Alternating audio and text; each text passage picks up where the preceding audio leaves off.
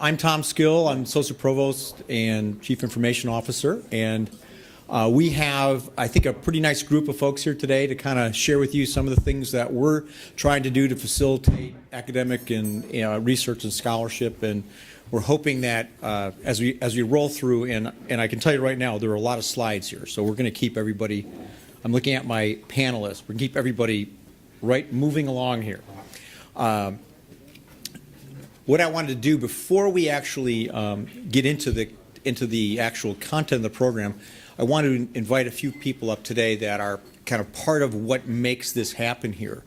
And so there are several folks that help sponsoring this. You know, UDRI and their Office of Research are an important piece of what we're doing here.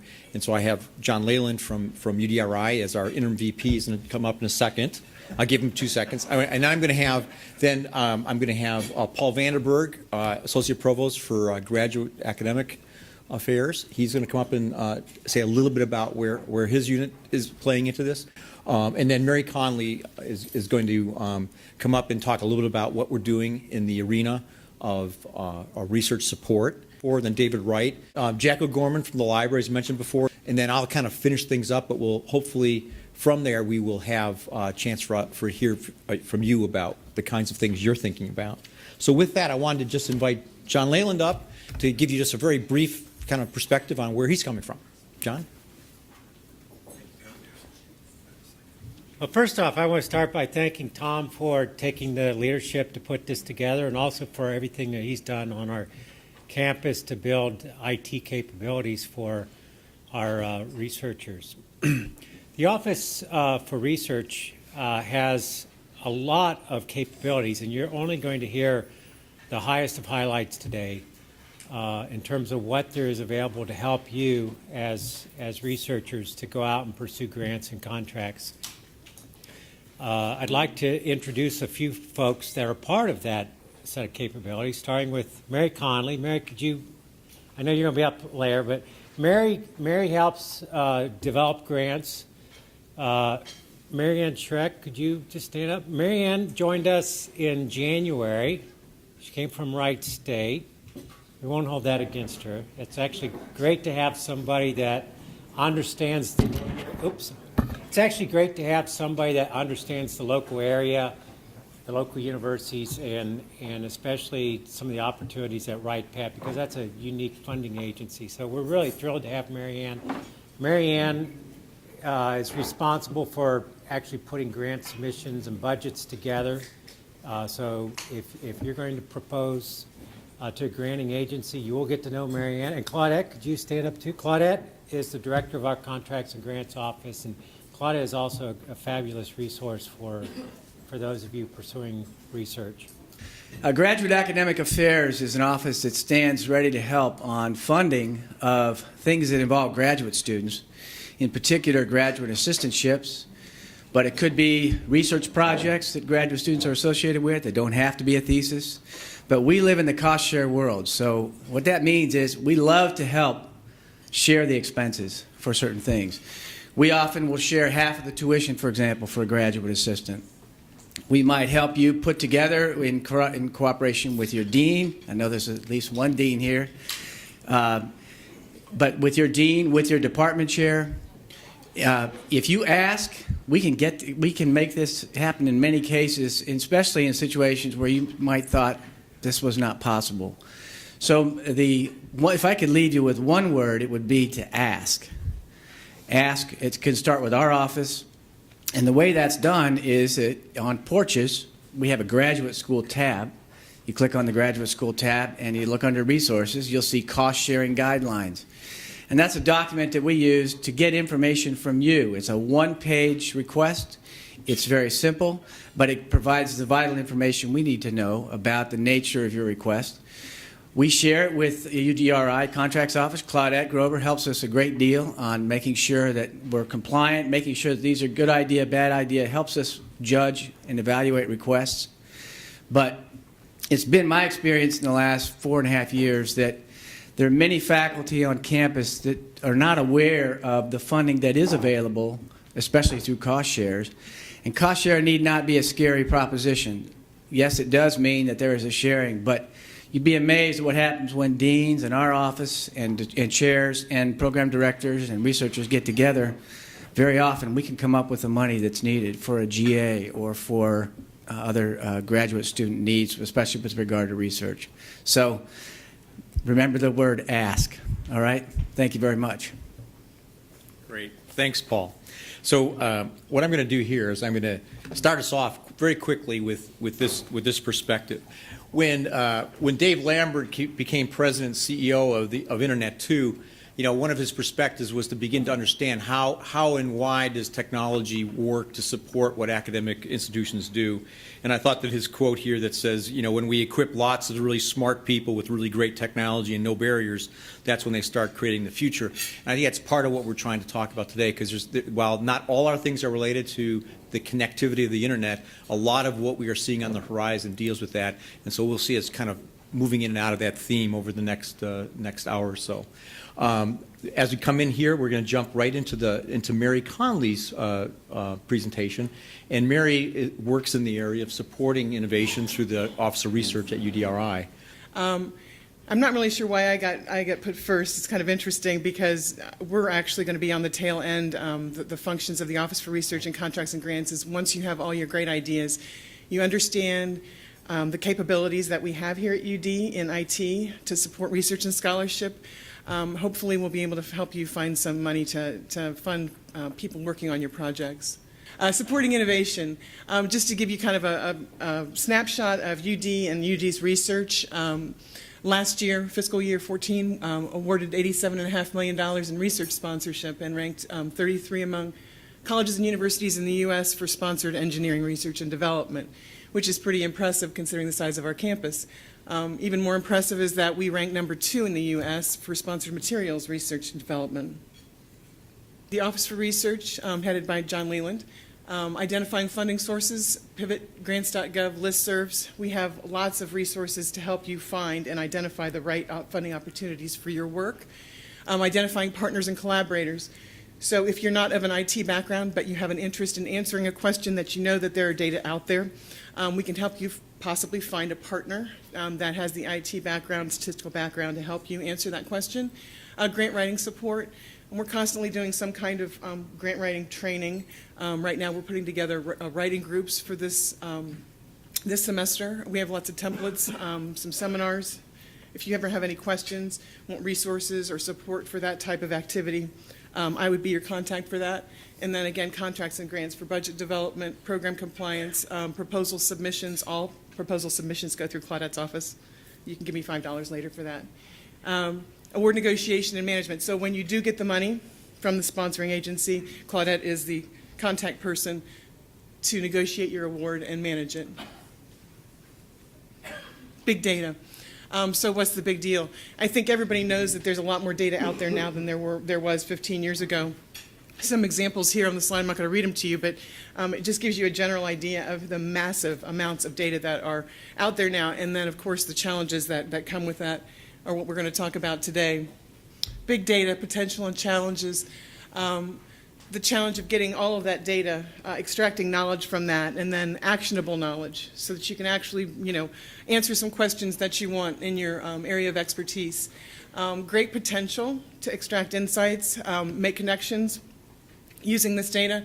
And then, of course, the challenges that we face, needing better tools to access, store, search, visualize. So what's kind of interesting about this is that the potential will affect everybody across all disciplines. So many different questions to answer, so much data out there.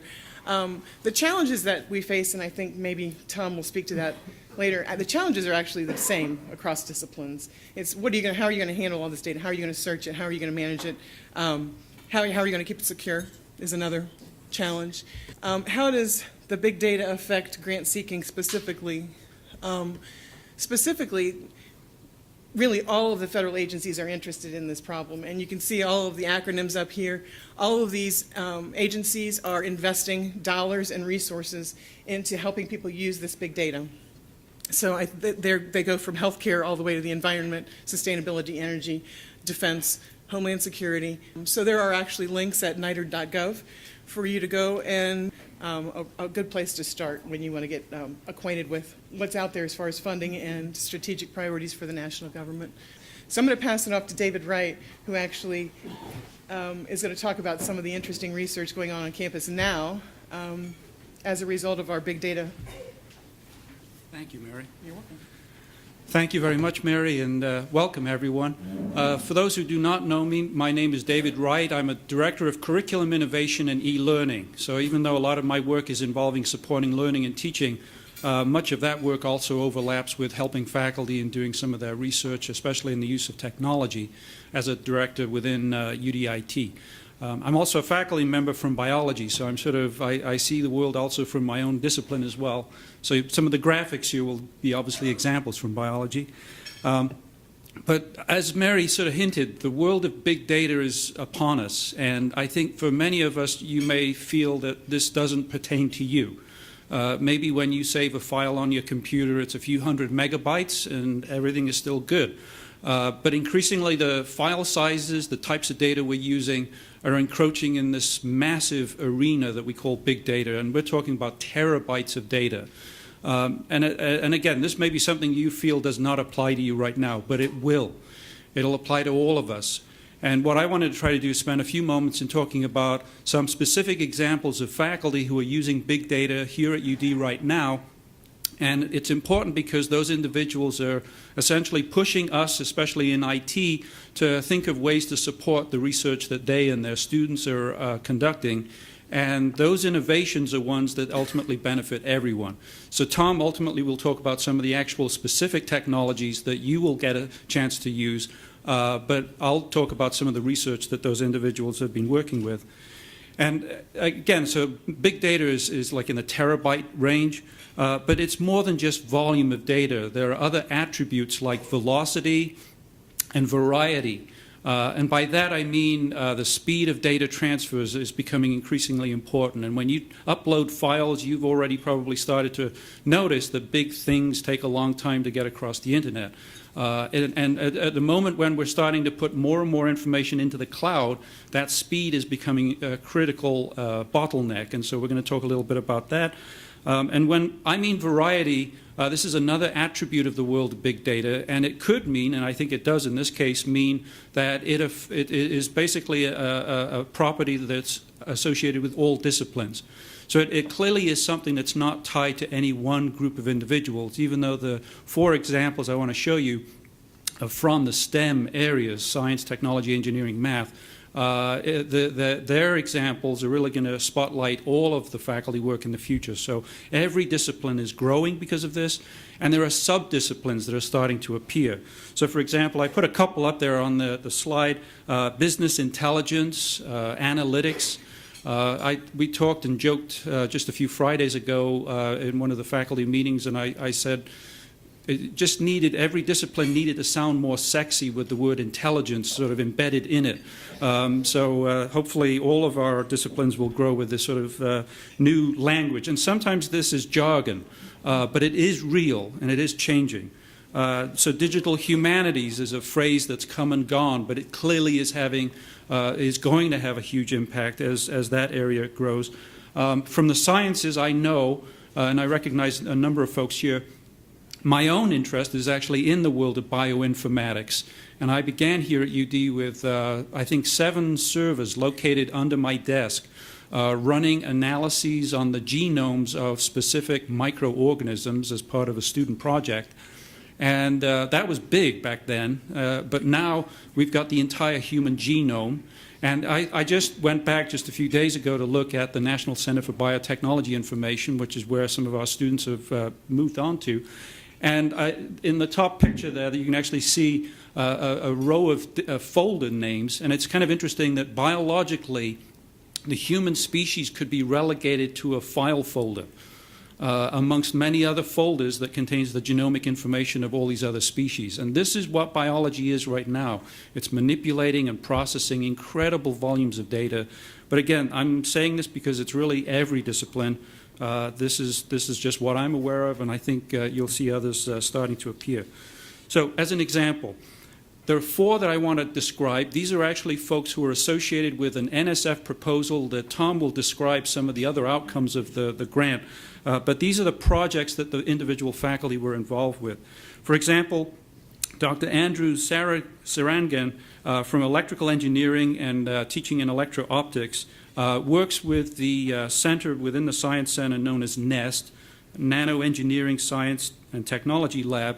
And as part of that operation, they're involved in creating and characterizing what's known as nanomaterials, nanotechnology. So as the name suggests, we're talking about incredibly small materials. And so it's kind of interesting. There's this counterintuitive phenomenon that even though the materials are incredibly small, they're created and studied using really big pieces of equipment. And as that picture shows, I think that's Andrew sitting at an electron microscope here in the NEST facility, just literally just across the way here. So this instrument fills the room. And here we are at a time when we really need to engage increasing numbers of students to be excited, passionate, and willing and interested to come down and use this type of capability. And we're finding it's hard to get people to even fit in the room. So Andrew had created this really exciting project where using video conferencing technologies, we're able to connect the researchers in the room with groups of students, both here at UD and at other schools outside our area, including Sinclair Community College and other areas of Ohio. The students are able to watch the faculty member, the researcher, using this technology, asking questions live, and actually seeing the data live at the same time. So they're actually able to see multiple screens of information and being able to switch from one to the other. It's phenomenal, and that's how we're trying to create the next generation of researchers, at least in this particular discipline. Next, we have Shangyi Wu, faculty member from geology. Shangyi, and some of the pictures there are sort of hinting at this, that she, as a geologist, is interested in global patterns, in this case, global changes in climate and weather patterns. And as you're all probably aware, there is a good fraction of our society that does not believe in global warming, and I'm here to tell you as a scientist it happens. And one of the pressures on scientists right now is to try to ensure that we have reliable data models so that people really truly see that when we make predictions, it is valid. And so one of the things that she's struggling with is to identify models that are increasingly more accurate. To do that, she's creating more and more data sets that include more and more data points. It's rather like switching from a standard definition television to a high definition television. With more data points, you get greater accuracy. The challenge with that is that you need computing power that's able to process that information. And in this case, it's from 32,000 weather stations from around the country. And so you need a computer that's able to process that information. This is what it would look like.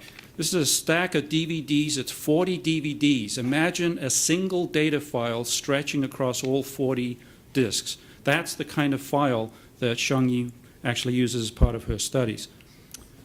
Third example is Dr. Charles Browning. He's the chair of chemical and materials engineering. And rather like in Shangyi's situation, we're relying increasingly on shared resources. So, Ohio State University clearly is an important clearinghouse of resources for the other schools in the state.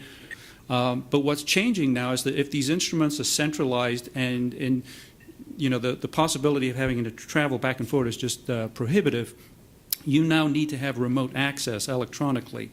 And it's rather like having your arms stretch 60 miles in order to reach this digital control panel, which is rather difficult, but it has to be live.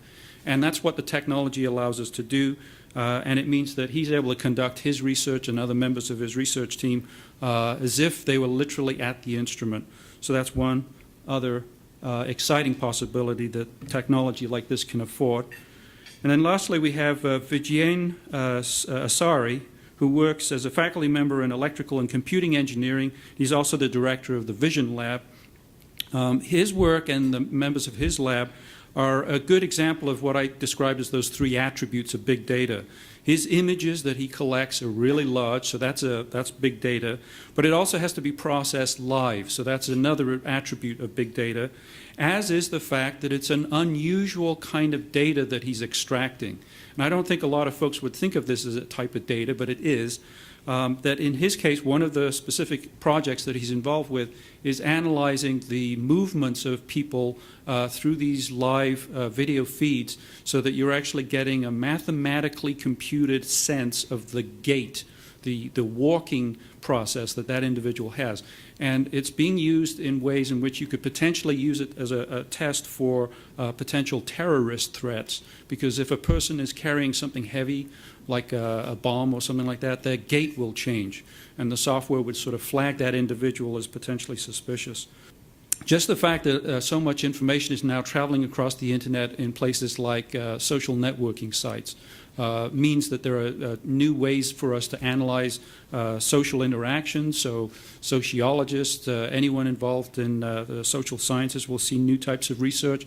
We're all going to benefit from the fact that digital media is going to be increasingly conveyed as part of our original research.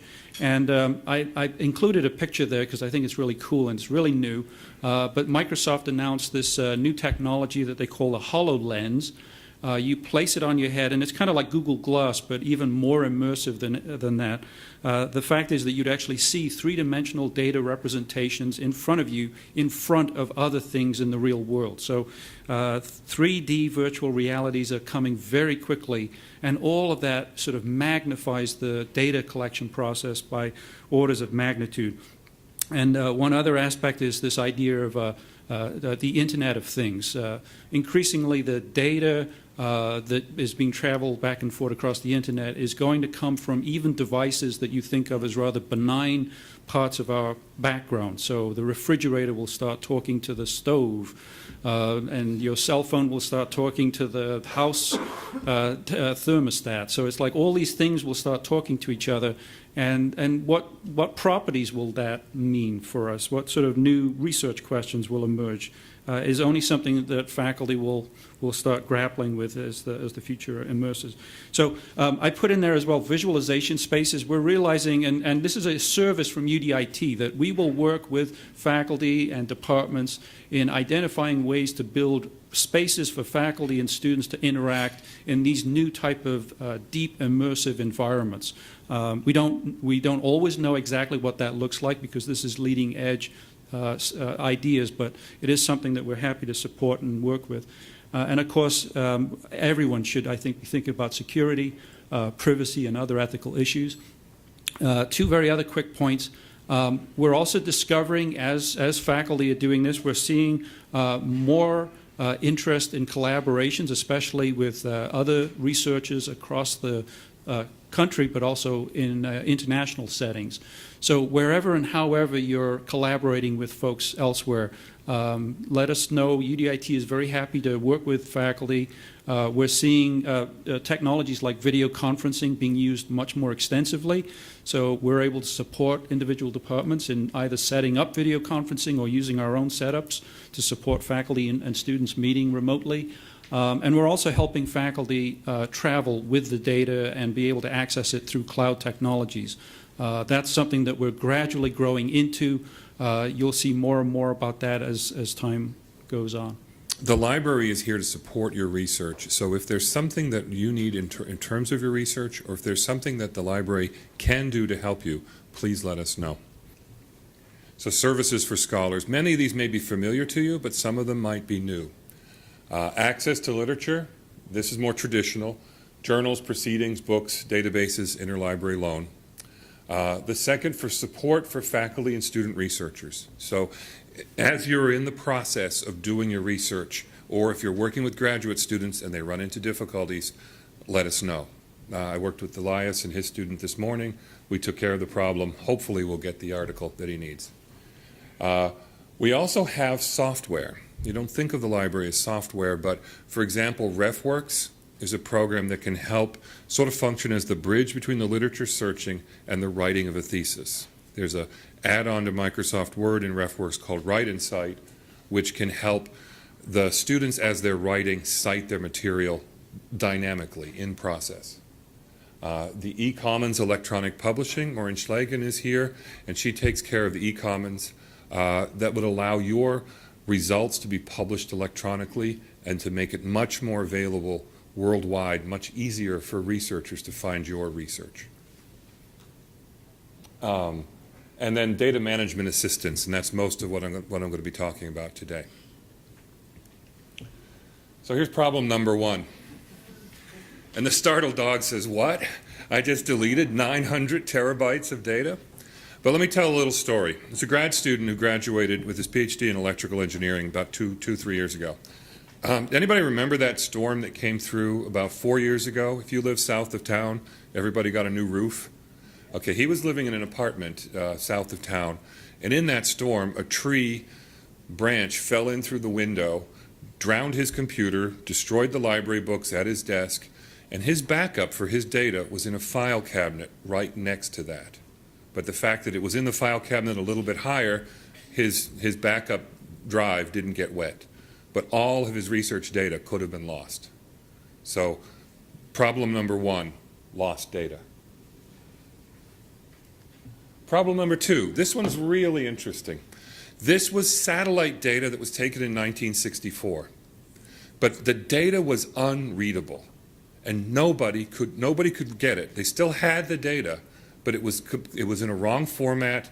It was just, nobody at NASA could read this data, and it wasn't until September of 2014 that this data from 1964 about the ice pack around Antarctica could be interpreted. So it took 50 years before anybody could figure out how to read this data. So the second problem of unreadable data. The third problem is what they call the digital dark ages. So this is a Dutch Wikipedia site about the digital dark age. And this picture here is a laser disc of the Doomsday Project. The Doomsday or Domesday was the census that William the Conqueror took in 1085 or so. After he conquered England, he said, well, what do I own? So it was a census of every farm and every cow and every sheep in England. The original is in paper, and it's almost 1,000 years old, and you can turn the pages and you can read it. This is from the 90s, and it's a laser disc LV ROM of it, and good luck trying to get this read today. So the 1,000-year-old original is readable, but the thing that's 20 years old, no way. So this is a slide that I found on the internet describing the digital dark ages, a state of too much information, non-accessible information, and non-reliable information. So these are sort of the problems that we're looking at with these big data files. And the next one is big data. This is my favorite example of big data. Look how big the medical research is in the size of that. And it's kind of mapped as a three-dimensional map, so the social scientists go back over it with the computer science and mathematicians for the statistics. And it's kind of interesting. The data is from the Web of Science, so there is a sort of scientific bias to it. Okay, so what can we do about this? What can we do about this problem? The library can help as a data curation partner. We can help you with your research and your data.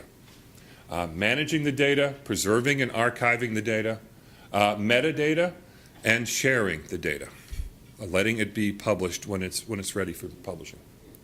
All right, so here's the question. Here's the 20 questions. This comes from the library's website about data management plans. What type of data will be produced? Will it be reproducible? What would happen if it became unusable? How much data will there be? How often will it change? How rapidly will it grow? Who will use it now? Who will use it later? Who controls it? The institution? Whose data is it? Is it the institutions, the principal investigator, or is it the students controlling the data? How long should it be retained? Is there software required to use the data? What are the privacy requirements? What are the security requirements? What are the sharing requirements? Other funding agency requirements? Project and data documentation? File naming conventions? What file formats? And are those file formats long-lived? Will project and data identifiers be assigned? When and where will the data be published? Who is an appropriate community of scholars to share this data with? And who in the group will be responsible for the data management? And now NSF wants all that in 2 pages. So thinking about the data and the big data, that it allows researchers to look at the data and move forward, but it has to be in such a structure that is still usable. So this again is from the library's website, from our LibGuide on data management. So what formats should we be using for data? For text data, TXT files are okay, RTF are okay. Don't use DocX, Microsoft Word. Images, JP2, TIFF, JPEG, GIF. Don't use JPX or JPF. Document files, PDF, EPUB, audio files, and movie files. So it's possible to manage this stuff. We can be partners with you in the research data. We can help you create the data in such a way so that when you go to use the data, it will have a long-term viability. Okay, thank you. A couple of things. I want to walk through a couple of background things so people kind of have a sense for where we are. We have 2 networks at UD in terms of a network that serves the residential side of campus for the students, and that's now running with about 3 gig plus of capability, and that's because there's 6,000 students watching Netflix. And then on the other end, we have a campus academic network, and we built this network because we wanted to ensure that you're not being interfered with the academic mission versus what we do in the residential side. But we very much understand why the residential side has what it has. So this describes our current network actually, and I was just told really right now under the Internet 2 piece, we're actually now at 2 gig there, not just 1 gig. But this gives you a sense for the way that we break up and provide resources. The typical bandwidth that most of us see on campus is called Internet 1 or commodity, and that's where you're pretty much hitting sites all over the place. And that's pretty much the home version of things. When you get into the world of high performance computing, then we're looking at these next 2 networks, and there's the in-state Inter-Ohio network, and that pretty much connects all the universities and colleges in Ohio, the government agencies, libraries, healthcare institutions, and that kinds of stuff. So it really gives you a great deal of speed and capability. There are several organizations out there that store things like climate data, and you can then very rapidly download it because you get a very, very fast capability to do that. And you don't know, and this is one of the big things I keep on pointing out to all the research network people, that you don't know when you're on those networks. So we have a branding problem. It doesn't say, hey, you're on Internet 2. It basically knows where to go if in fact those nodes are allocated to those particular areas. The next piece here is Internet 2. We were not on Internet 2 as a full member until last year. And this was a major, I think, shortcoming for us for a long time. The driver behind that is it's not an inexpensive network to be on. We spend about $120,000 a year to be a member of Internet 2. And the way that we actually got there was that when we did the NSF grant for building the high performance network on campus, which you'll see a little bit in a minute, what we did is we had to make a commitment to be a full member in Internet 2. And so my motivation behind really pushing our team to do that grant, I love the fact, and you saw that David profiled our four co-PIs on that project, and it was great stuff. My whole drive behind that was that I knew that if we won this grant, we would have to get that Internet 2 connection, because that to me is where we need to be for a lot of the future possibilities that exist for higher ed down the road. So we'll see a little bit of that as we go through here. The Internet 2 basically is a ultra high performance network. It runs on 100 gigabits of infrastructure. It does not have a lot of people on there that clutter up the network and make things go slow. A lot of the slowness that you feel when you're out on the internet isn't even your pipe that you have connecting to it. It's because there's all kinds of other clutter going on there that's taking up time, and you'll see different at different points of the day, networks perform faster and slower depending on how many people are on there and what kinds of things are moving. But what we're looking at here is that with Internet 2, it really is a research community. And that community right now has about 266 higher ed institutions out there. And I'm going to show you some stats and facts in a second that'll kind of contextualize that.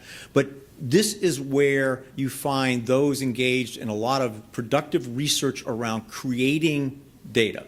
You know, and the point that I think I'm going to make in a second is that why that's going to change in the next several years, because of the way we're changing the nature of higher ed, and this concept of a borderless university is really coming at us pretty quickly.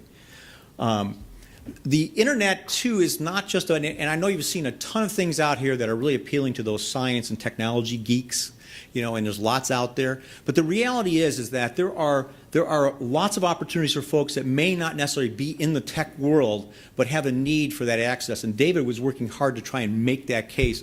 One of the things that's out there that's very interesting is that Internet 2 sponsors this Arts and Humanities Initiative. And there are, if you look at the membership of those Internet 2 schools out there, there's a cluster out there of high-end music and art schools out there that are members of Internet 2 purely because they figured out how to collaborate using technology. And there's several of those schools that do this kind of collaborative concerts and things of that nature that are very unusual and very intriguing. And so I think that is, if you're looking into ways to kind of connect and use these resources, hunt around on the Internet 2 website and take a look at what they have, because it really isn't, I mean, it appeals a lot to the geek side of us, but there are things out there that deal more in the humanities and social sciences as well. So here's a couple quick stats and facts. There's about 4,600 higher ed institutions in the U.S. right now, and so this is a big number. And of them, 655 account for R&D. In other words, about 655 schools out there are doing some kind of research that amounts to $150,000 or more per year. That's $150,000 for the whole institution. So it gives you a sense for, here's the number of schools out there that are really players in the world of research. Now, when you get into that, those schools account for $65.8 billion of R&D expenses. That's the total amount of research conducted by the universities in the United States each year, and this obviously fluctuates by year. This is the 2012 number. So of the 266 Internet 2 members, they account for 58.9 billion of that 65 billion total. So what you're seeing here is that all of a sudden we went from 655, we're down to this 266 that account for about 90% of the research expenditures out there. We're among this group here. But that's an important number because, you know, a lot of what we need to understand is that connectivity has a major contributory factor to the success of research. And we can't really ignore that much longer. So one of the things I want to kind of run through is that, you know, what is it doing? What is it doing to support that research? Well, David talked about those remote tools, the applications and data that is out there. And that is big now, and it's going to get huge as we go forward. And I think there's going to be a change there because this means that researchers will not have, if your institution is well connected, your choice for where you work becomes much more of a lifestyle choice than it does a career choice. Because you can be, for many researchers, they will be able to conduct a lot of the work they need to do from whatever location they choose to do that in.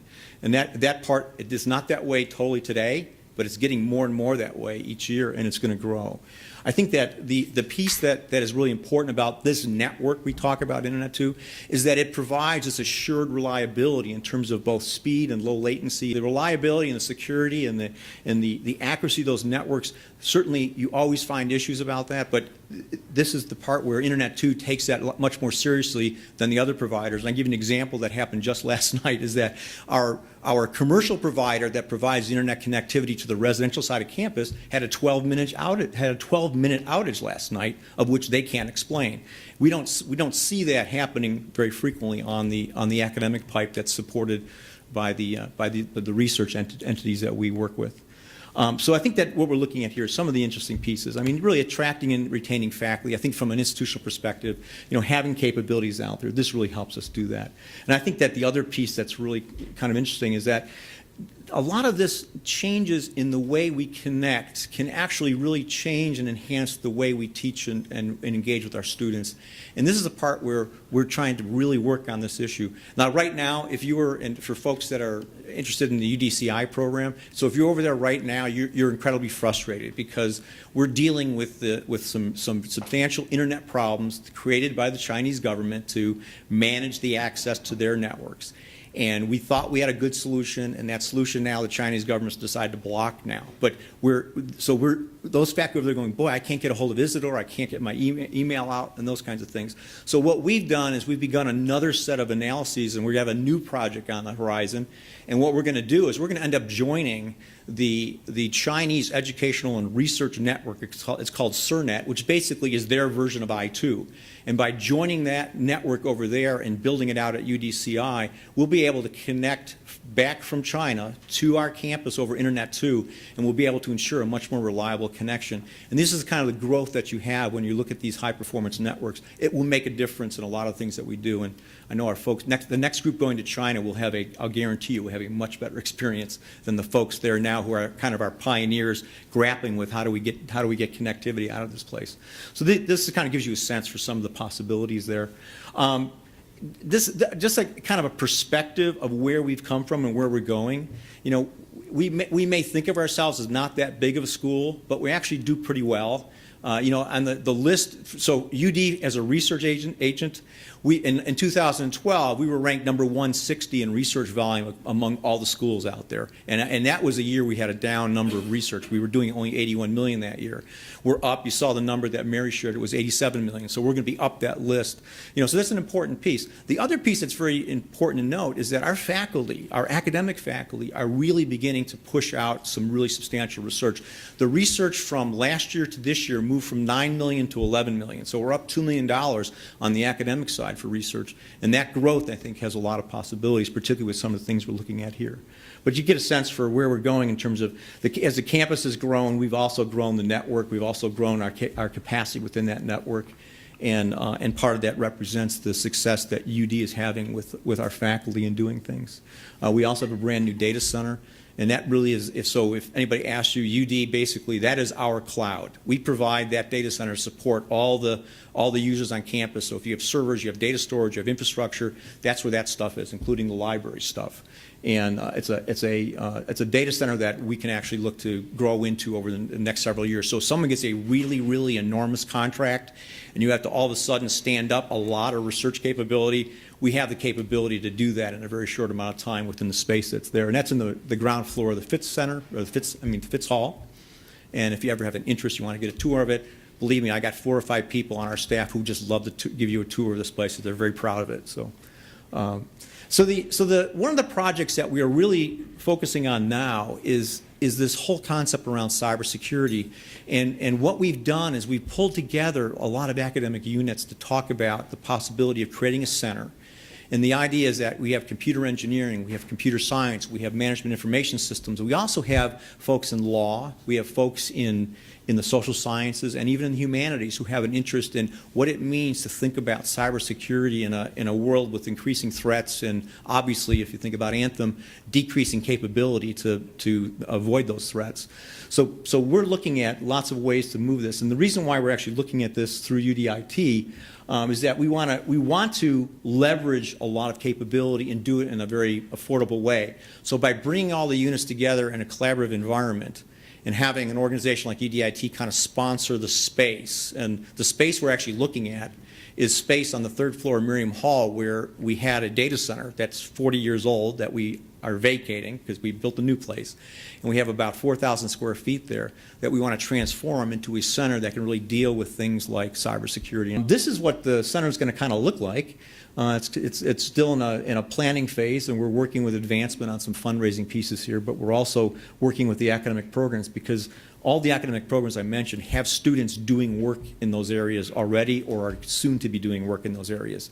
And so what we're looking at is creating this interdisciplinary space where folks can come in and really have those resources. And the core thing for us on this particular center is that we want to really first focus on the academic program delivery.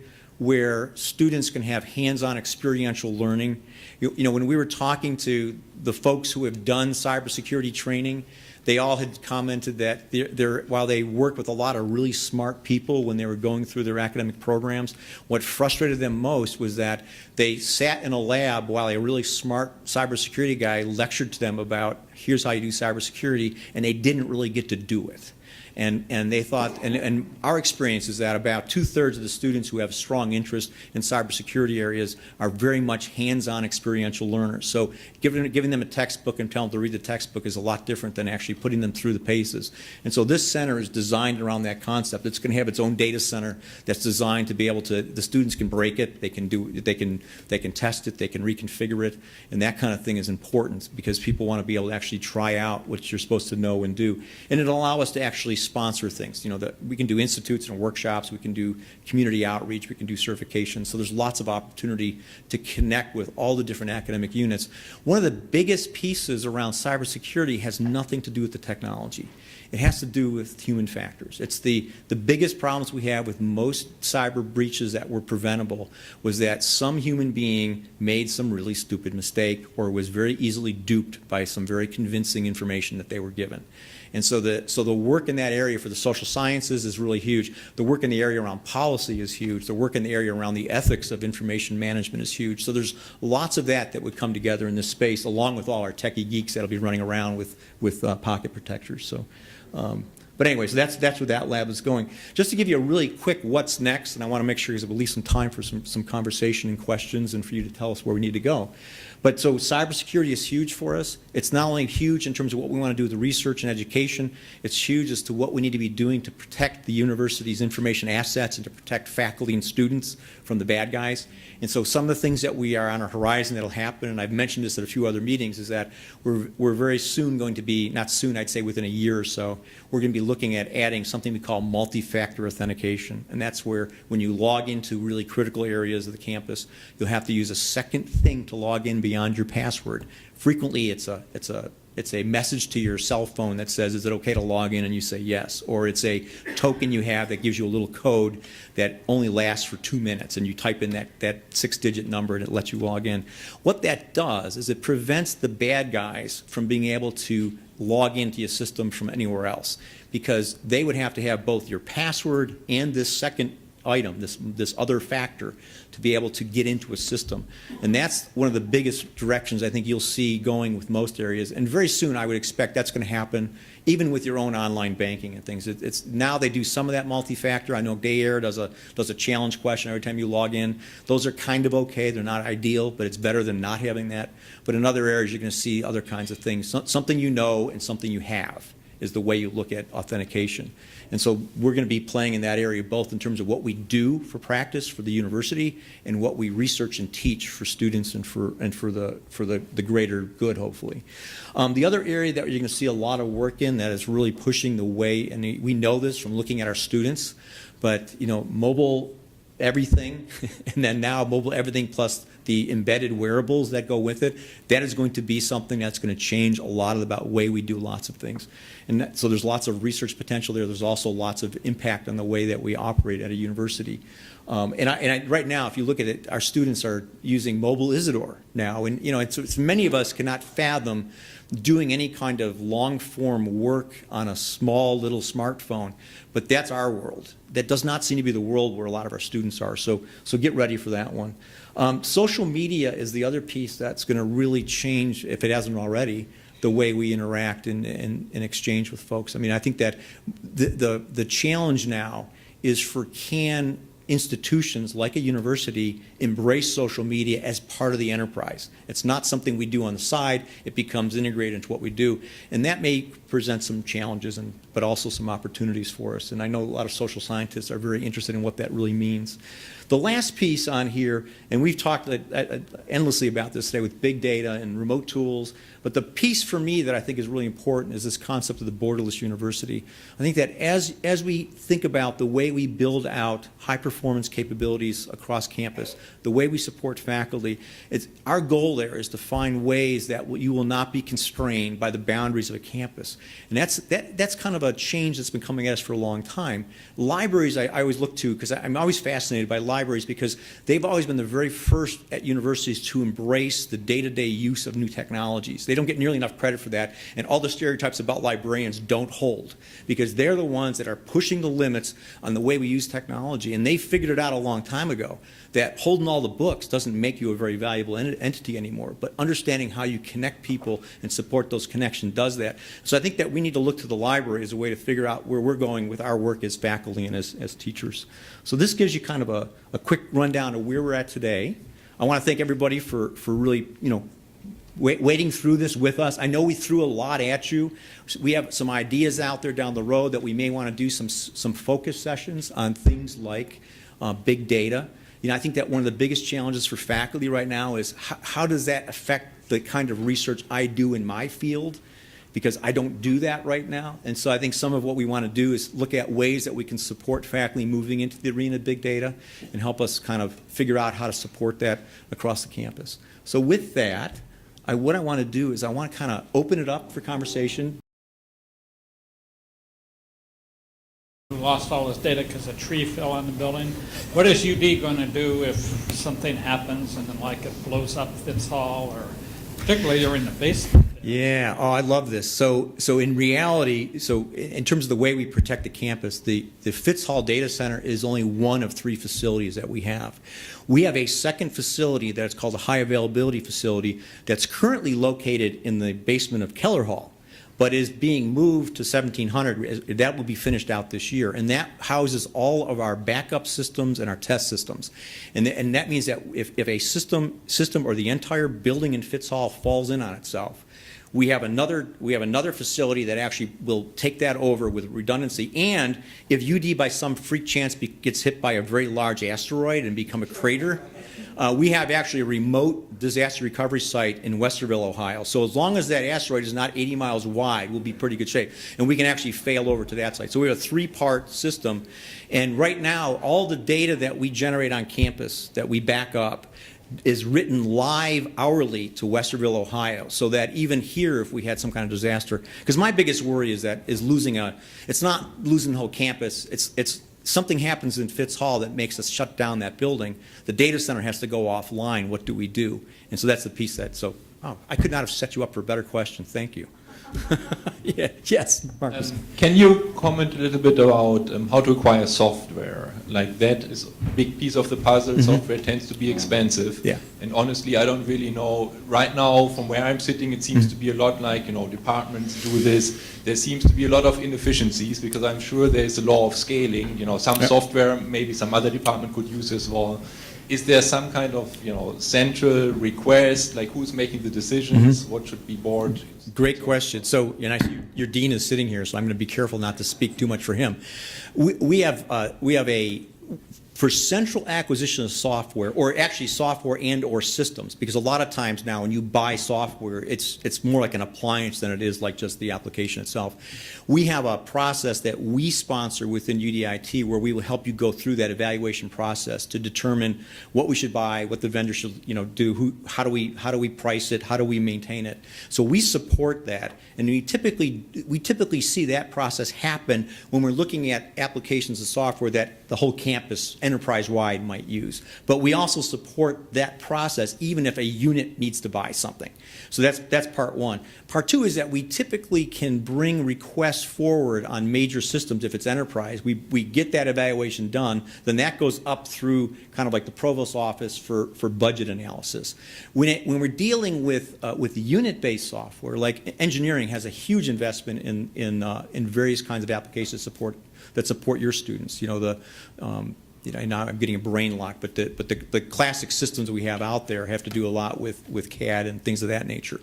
That process is actually kind of handled in the unit because it's kind of, and that's a smart move because you don't want to buy enterprise software when you only need it for a small set of people, because then you're paying a lot of money for people who don't use it. So we do have those processes. So that's the good news part of it. The bad news part of it is that it's not like we have a set budget to say this year we're going to spend another $100,000 on software. We usually look for those requests to come through, and then we try to prioritize them. But I would say at the department level, that goes up through chairs to the dean. And then if it's an enterprise question, like for example, we do Microsoft Office and we do SPSS and we do MATLAB and a few other things that are kind of SAS, a few other programs out there that we sponsor centrally. We manage a lot of that stuff. And we are in the process of getting a catalog together so people actually know and can see what we have and how we provide it. We have a software site that many of you visit where you can download most of those applications without much of a challenge, but good question. But I think the important part is that if you take your software through the right evaluation process and you can really justify the need and the use of it, I think from there, that helps us get the budget people to pay attention. It's when we come and say we'd like to have this and we don't have all of our ducks in a row that they get kind of prickly saying, well, you really have made the case and we have other priorities and that kind of thing.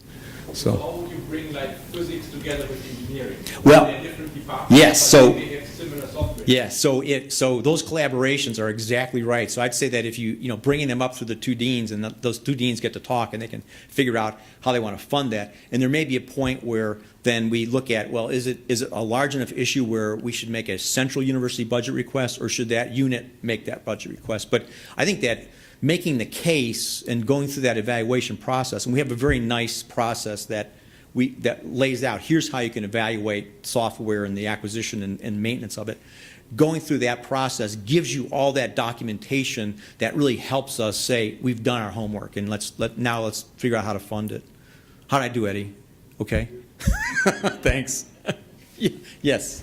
You had a slide up there about legacy media. I think Jack had it up there maybe. So See if I can get back to it. yeah, is there any place you can go to read a zip drive or a 5 1/4 inch floppy, or if you have data that would really be nice to get to? Yeah. Yeah, come on up to the mic, Jack, because we're recording. Yeah, by the way, we are recording all this, and we'll have it as a webinar for faculty who couldn't attend today. That's why I'm kind of keeping everybody at the microphone. But.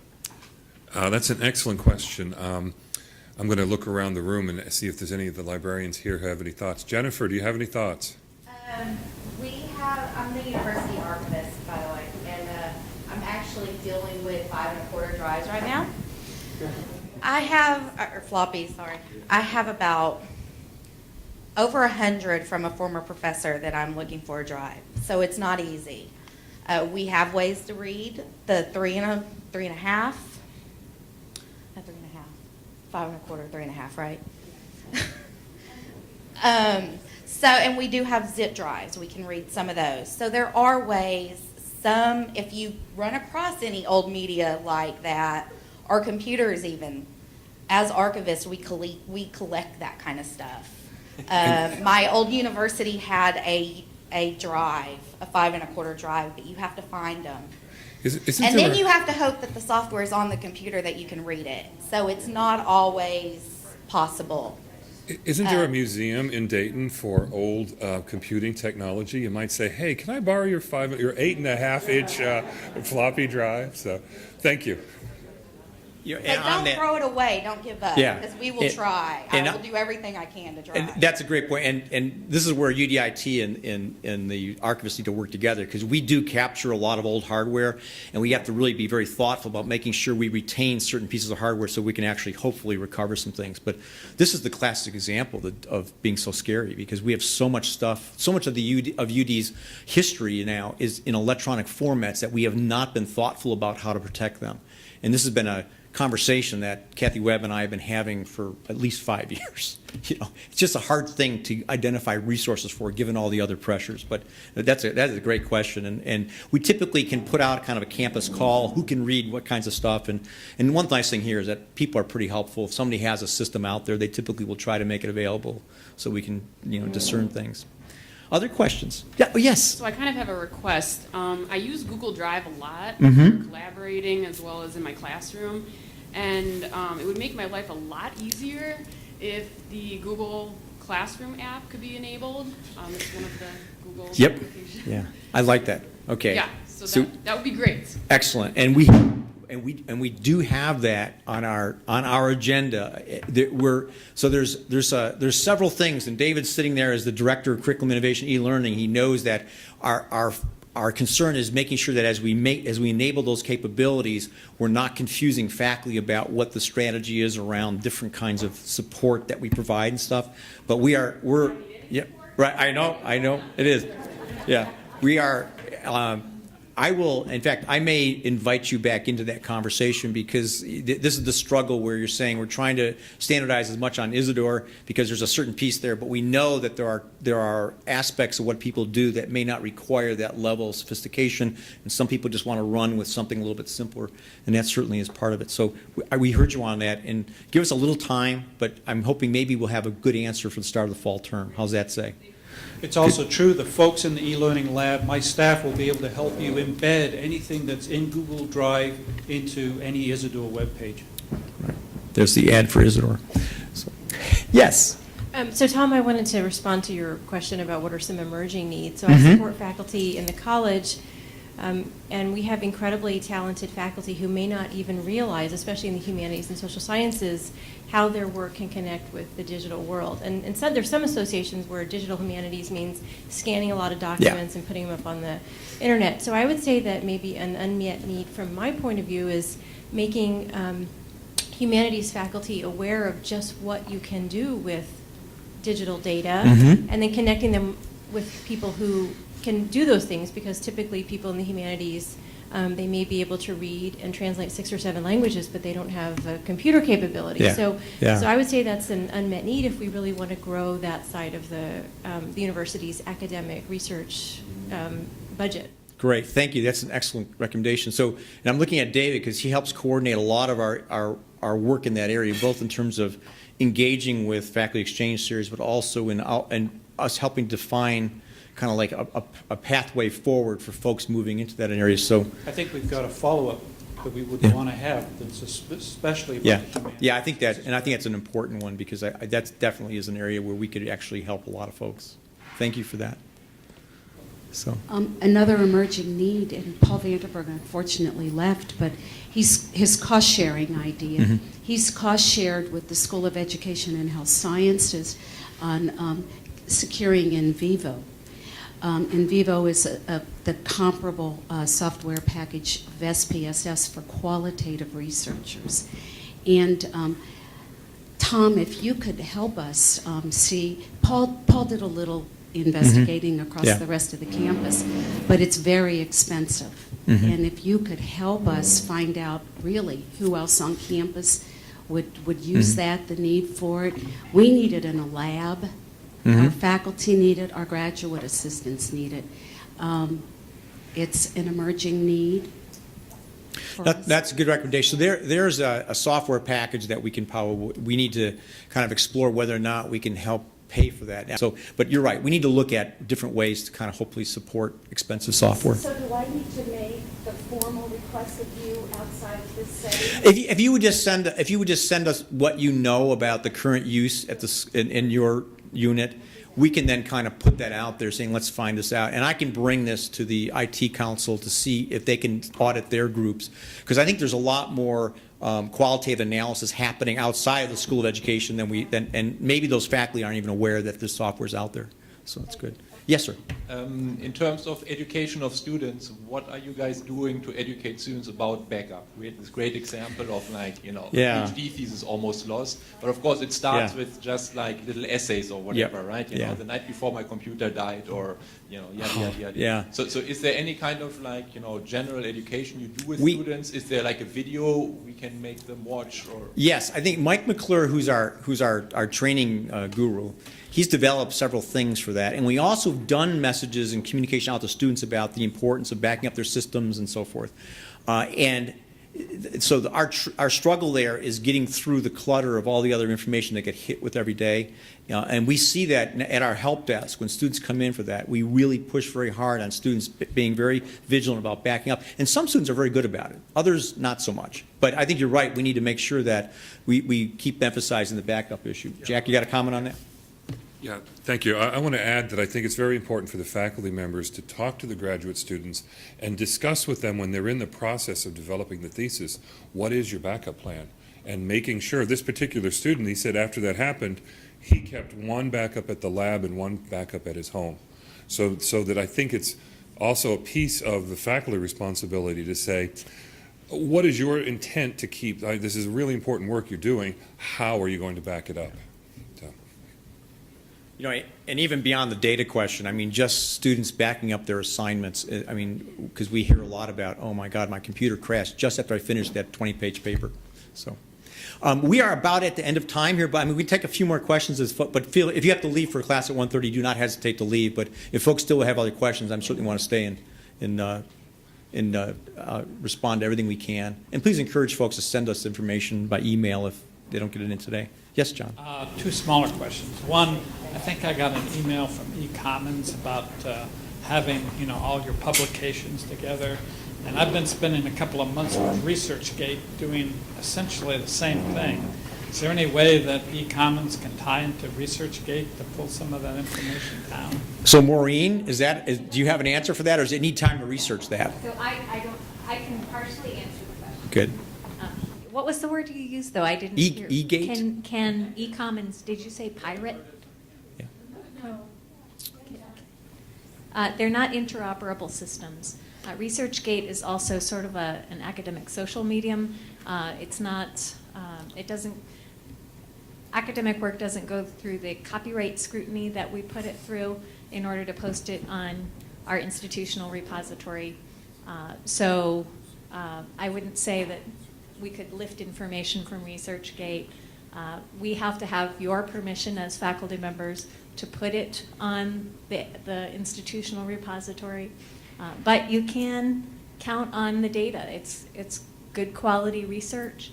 And particularly, I would like to be able to, look up like people on committees, or say pick a faculty member and say what committees has that faculty member been on, you know, what thesis research, kind of do look, and maybe Jack's going to tell me I can do that and just don't know how. I believe that can be done. Emily, do you want to add something first?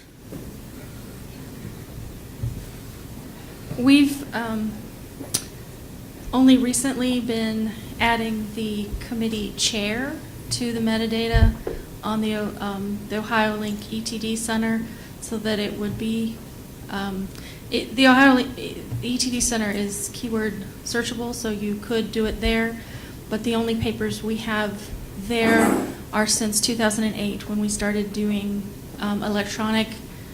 For everything before that we have in paper, and we would someday like to retrospectively digitize all the old papers, but we can't do that right now. Not just the chair, which I didn't know you could even get that information. And we have talked about Well, I want to add something, though. whether it's we do just the chair or the entire committee members. I believe that's searchable through the ProQuest electronic dissertation database. But only for the dissertations, not the theses. Oh, not for the master's, right, yeah. But in the PhD, I believe the ProQuest product, you could search for committee members to see who was on a committee, and that would go back further than 2008. So it might be a question of, it might be a question of assembling the data from multiple sources. But thank you all for coming today. I really appreciate it. Please stay in touch with us. Let folks know. Thanks.